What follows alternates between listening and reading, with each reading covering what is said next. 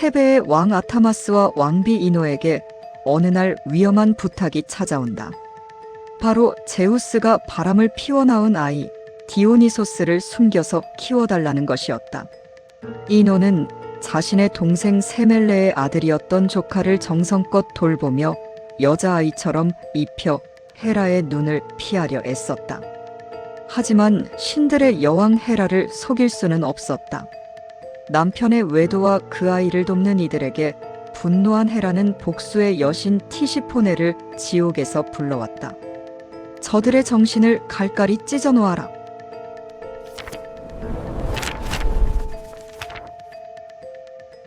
어느 날 사냥을 즐기던 아타마스 왕의 눈이 핏빛으로 변했다. 멀쩡한 왕궁이 숲으로 보였고 뛰어노는 큰아들 레아르코스가 사나운 사슴으로 보이기 시작했다. 저기 숲에 짐승이 있다. 잡아라! 그는 비명을 지르는 아들을 향해 화살을 날렸고 쓰러진 아들의 머리를 벽에 내리쳐 숨통을 끊어놓았다. 비극은 여기서 멈추지 않았다. 아내 이노 역시 저주를 피하지 못했다. 그녀는 이미 제정신이 아니었다. 솥에 물을 가득 붓고 불을 지핀 그녀는 막내 아들 멜리케르테스를 살아있는 채로 그 끓는 물 속에 던져버렸다. 자식을 살리기 위해 도망쳐야 할 어머니가 광기에 사로잡혀 자식을 요리하려던 것이다. 김이 모락모락 나는 솥 안에서 아이의 울음소리가 멈췄을 때야 비로소 이노는 무언가 잘못되었음을 느꼈다. 잠시 정신이 돌아온 것일까? 혹은 더 큰 광기가 그녀를 덮친 것일까? 이노는 끓는 솥에서 차갑게 식어버린 막내의 시신을 꺼내 품에 꼭 안았다. 뒤에서는 피 묻은 손을 한 남편 아타마스가 미친 듯이 쫓아오고 있었다. 이노는 아이의 시신을 놓지 않은 채 파도가 울부짖는 절벽 끝으로 달려갔다. 신들이여, 차라리 우리를 거두소서. 그녀는 자식의 시신과 함께 시커먼 바닷속으로 몸을 던졌다. 이 비참한 최후를 지켜보던 제우스는 연민을 느꼈다. 비록 광기에 저지른 일이나 그들의 영혼만큼은 구해주고자 바다의 신 포세이돈에게 간청했다. 바닷물이 이노의 몸에 닿는 순간 그녀의 광기와 죽음의 그림자가 씻겨 내려갔다.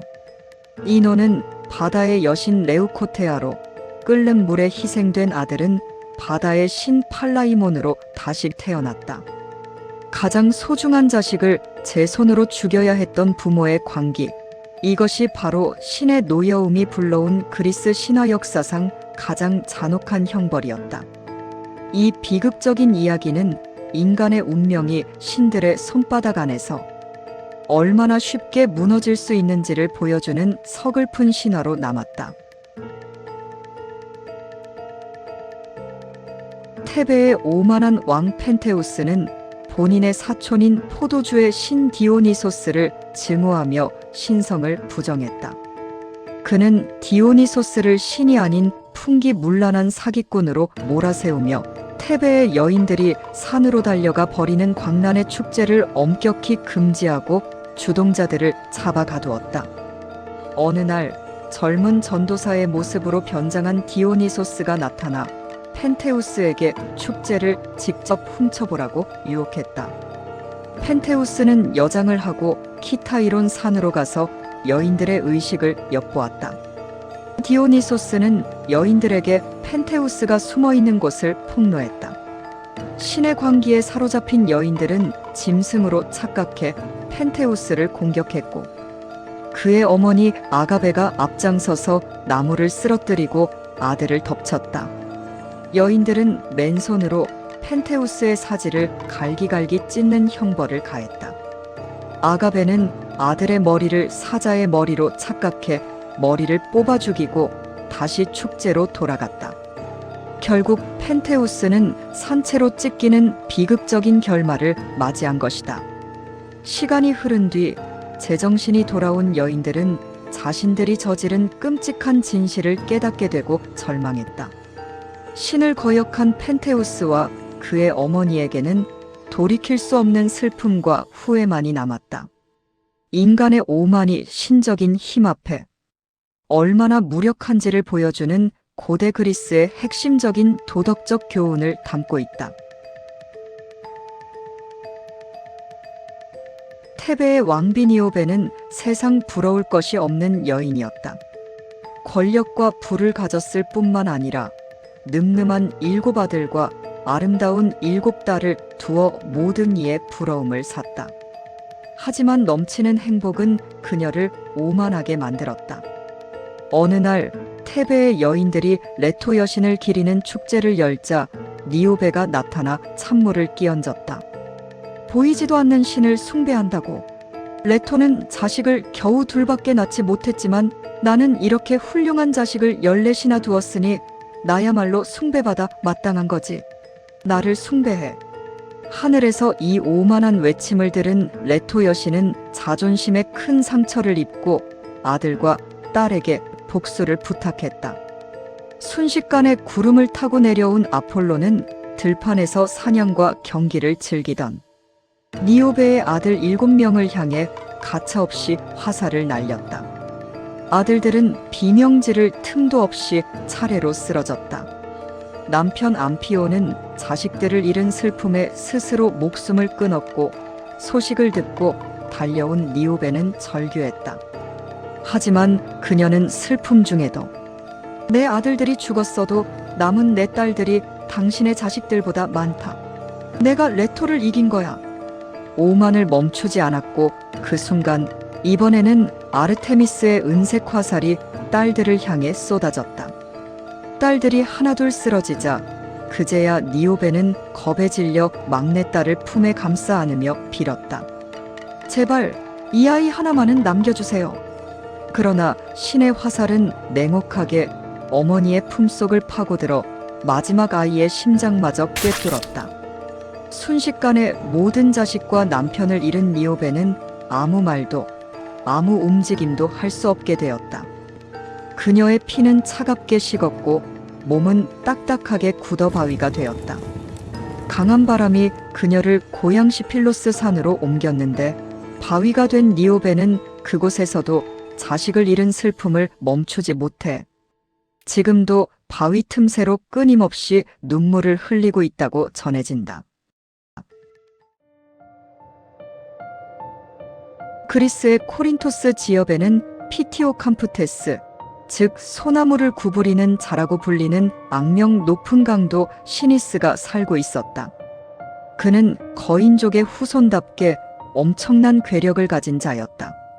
시니스는 인간 분쇄기 같은 처형을 즐겼는데 길을 지나가는 힘없는 여행자들을 붙잡아 기괴하고도 잔인한 제안을 했다. 이보게, 나와 함께 이 소나무를 땅까지 구부리는 내기를 하지 않겠나? 커다란 소나무 2 그루를 밧줄로 팽팽하게 구부려 땅에 고정시킨 뒤 붙잡은 사람의 한쪽 팔다리는 이쪽 나무에, 다른 쪽 팔다리는 저쪽 나무에 단단히 묶었다. 그러고는 고정된 줄을 단칼에 잘라버렸다. 순식간에 나무들이 원래 위치로 튕겨 올라가면서 가운데 묶인 사람의 몸은 허공에서 2 갈래로 찢겨나갔다. 그러던 어느 날 아버지를 찾아 아테네로 향하던 젊은 영웅 테세우스가 이 길목에 나타났다. 시니스는 평소처럼 테세우스를 비웃으며 소나무를 구부려 그를 죽이려 했다. 하지만 테세우스는 평범한 인간이 아니었다. 그는 시니스의 엄청난 힘을 여유롭게 버텨냈고 오히려 역으로 그를 제압하여 바닥에 굴복시켰다. 테세우스는 결심했다. 저런 악당은 자신이 저지른 죄와 똑같은 방식으로 벌을 받아야 해. 테세우스는 시니스가 희생자들에게 했던 방식 그대로 2 그루의 소나무를 구부렸다. 그리고 울부짖으며 목숨을 구걸하는 시니스의 몸을 양쪽 나무에 나누어 묶었다. 테세우스가 줄을 놓자 소나무는 무서운 기세로 하늘을 향해 솟구쳤고 수많은 사람을 잔인하게 죽였던 강도 시니스는 결국 자신이 만든 끔찍한 함정에 빠져 비참한 최후를 맞이했다. 히폴리토스는 사랑의 여신 아프로디테를 멀리하고 오직 사냥의 여신 아르테미스만을 숭배하며 산속에서 사냥을 즐기며 살았다. 이를 모욕으로 여긴 아프로디테는 잔인한 복수를 계획한다. 바로 히폴리토스의 새어머니 파이드라가 의부사들인 그를 사랑하게 만든 것이다. 하지만 히폴리토스는 새어머니의 사랑을 거절하고 거절당한 수치심과 자신의 부정이 탄로날까 두려웠던 파이드라는 히폴리토스가 나를 겁탈하려 했다. 거짓 내용이 담긴 유서를 손에 쥐고 스스로 목숨을 끊었다. 전쟁터에서 돌아온 테세우스는 아내의 시신과 유서를 발견하고 이성을 잃었다. 나의 아들 히폴리토스를 죽여주시옵소서. 바다의 신 포세이돈에게 청했다. 히폴리토스는 억울함을 호소했으나 아버지는 듣지 않았다. 테세우스의 오해로 인해 추방당한 히폴리토스는 슬픔을 머금고 전차에 올랐다. 그가 트로이젠의 해안길을 질주할 때 갑자기 바다에서 집채만한 파도가 솟구치더니 무시무시한 괴물 황소가 튀어나왔다. 말들은 공포에 질려 미친 듯이 달렸고 전차는 바위에 부딪혀 박살이 났다. 고삐에 몸이 감긴 히폴리토스는 전차에서 떨어져 땅바닥에 끌려가기 시작했다. 날카로운 바위와 가시덤불에 온몸이 찢겨나갔고 고통 속에서도 그는 말들을 멈추려 했지만 소용없었다. 결국 피투성이가 된 채 죽어가는 그를 발견한 테세우스는 아르테미스 여신으로부터 모든 것이 파이드라의 모함이었다는 진실을 듣게 된다. 테세우스는 절규하며 아들을 붙잡았고 히폴리토스는 마지막 힘을 다해 아버지를 원망하지 않는다는 말을 남긴 채 비극적인 생을 마감했다. 옛날 코린토스 근처 포티니아라는 나라에 글라우코스라는 왕이 살았다. 그는 세상에서 가장 빠르고 사나운 말을 가져야만 직성이 풀렸고 전차 경주에 미쳐 있다고 할 만큼 승부욕이 강한 사람이었다.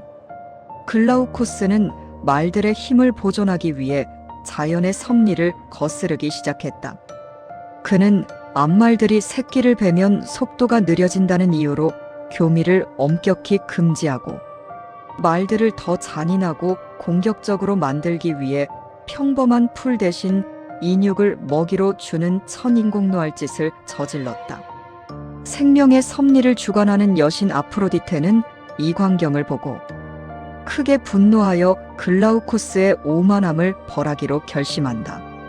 경기 전날 여신은 말들에게 환각을 일으키는 마법의 샘물을 마시게 하거나 말들을 미치게 만드는 풀인 히포마네스를 먹여 그들의 광기를 깨웠다. 드디어 이스토미아 제전의 전차 경주 날이 밝았다. 글라우코스는 승리를 확신하며 전차에 올랐다. 하지만 경기가 시작되자마자 평소보다 수만 배는 더 사나워진 말들이 갑자기 통제를 벗어나 폭주하기 시작했다. 미친 듯이 질주하던 전차는 결국 뒤집혔고 글라우코스의 몸은 전차줄에 칭칭 감긴 채 거친 바닥을 끌려갔다. 말들이 멈춘 곳은 결승선이 아니었다. 굶주림과 광기에 눈이 먼 말들은 뒤를 돌아보았다. 그리고 자신들에게 인육 맛을 가르쳤던 주인 글라우코스를 향해 달려들어 그를 산채로 뜯어먹기 시작했다. 글라우코스는 더 큰 힘을 얻기 위해 생명의 본능을 억압하고 짐승을 괴물로 만들었다. 결국 그는 자신이 만든 괴물에게 자신이 먹히는 자업자득의 결과를 맞이했다. 이 신화는 인간의 탐욕이 자연의 질서를 무너뜨릴 때 그 파멸의 화살은 결국 자신에게 돌아온다는 사실을 경고하고 있다. 구독과 좋아요는 다란계에게 많은 힘이 됩니다.